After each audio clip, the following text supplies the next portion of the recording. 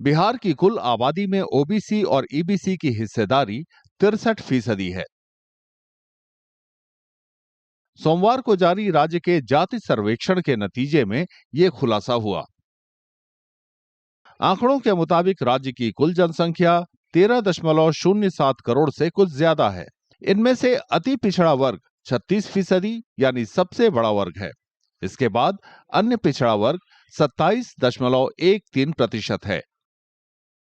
इसमें कुल जो जनसंख्या है वो 13,7,25,310 है और इसमें अस्थायी प्रवासी स्थिति में 53,72,022 लोग हैं। इसी तरह से हम लोगों ने पूरे राज्य में जो फिगर्स हैं उसको संकलित करके पुरुषों की संख्या 4,41,00,000 के करीब है, महिलाओं की संख्या 6,11,00,000 के करीब है और अन्य में हमारे 82,836 हैं। सर्वेक्षण से यह भी पता चलता है कि यादव ओबीसी समूह कुल जनसंख्या का 14.27% है।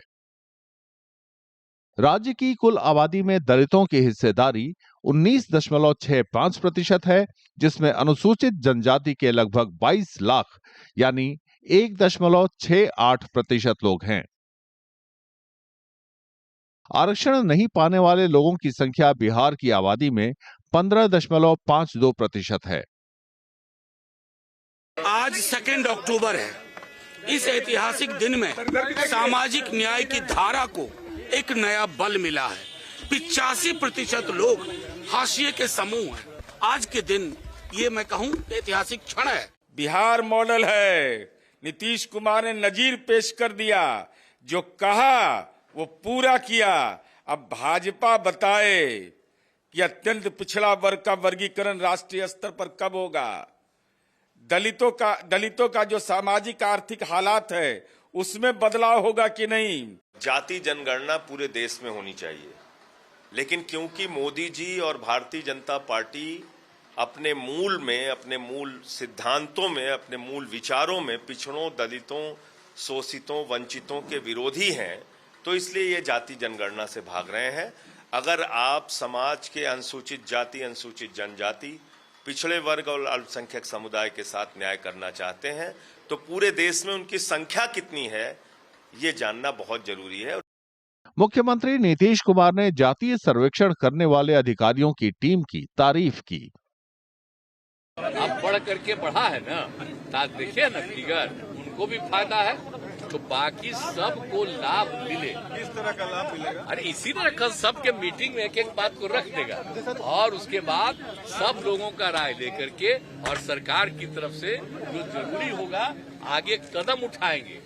अब हम लोगों का लड़ाई रहा है सामाजिक न्याय का और जो दौर है आर्थिक न्याय का। जो कमजोर लोग हैं उनको मुख्य धारा में लाने का। तो सरकार की यही कोशिश होगी, यही प्लानिंग होगी कि जो साइंटिफिक जो डेटा मिला है उसी हिसाब से हम कल्याणकारी योजनाएं, जो लोग गरीब हैं, जो जातियां गरीब हैं, हालांकि गरीबी हर जातियों में है, तो उनके लिए जो है विशेष योजना जो है हम लोग बना करके लोगों को लाभ पहुंचाने का काम करें। बिहार सरकार ने पिछले साल सर्वेक्षण का आदेश दिया था। तब केंद्र की मोदी सरकार ने यह साफ कर दिया था कि वो जनगणना में एससी और एसटी के अलावा दूसरी जातियों की गिनती नहीं कर पाएगी। ये जनगणना बिहार की जनता में, गरीबों में भ्रम फैलाने के सिवा कुछ नहीं है। इन्हें तो रिपोर्ट कार्ड देनी चाहिए थी कि 33 साल 18 साल नीतीश बाबू और 15 साल लालू यादव, ये दोनों ने मिलकर राज किया और गरीबों को क्या उद्धार किया। राज्य कैबिनेट ने पिछले साल 2 जून को जाति सर्वेक्षण कराने को मंजूरी दी थी। इसके लिए 500 करोड़ रुपए का बजट भी आवंटित किया गया था। सर्वेक्षण इस साल 7 जनवरी को शुरू हुआ और अगस्त में पूरा हुआ।